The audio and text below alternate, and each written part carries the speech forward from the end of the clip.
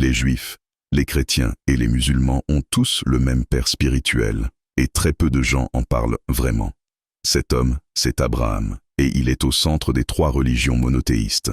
Dans le judaïsme, Abraham est celui avec qui Dieu fait une alliance. Dans le christianisme, il est présenté comme le père de la foi. Et dans l'islam, Ibrahim est décrit comme un croyant pur, totalement soumis à Dieu. 3 religions différentes, mais un même homme reconnu par toutes.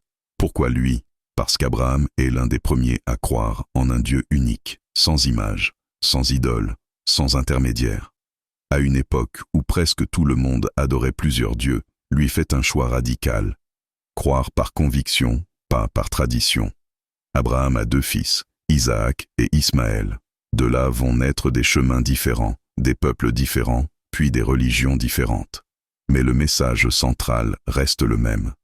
Faire confiance à Dieu et lui obéir. Même l'épisode du sacrifice existe dans les 3 traditions, avec des détails différents, mais une même idée. La foi avant tout. Et c'est là que ça change tout. Si Abraham est reconnu par tous, alors les religions ne commencent pas par une opposition, mais par une source commune. Les divisions sont venues plus tard, avec l'histoire, les interprétations et les hommes. La vraie question est donc simple. Si on a le même père spirituel, pourquoi est-ce qu'on se définit d'abord par ce qui nous sépare plutôt que par ce qui nous relie?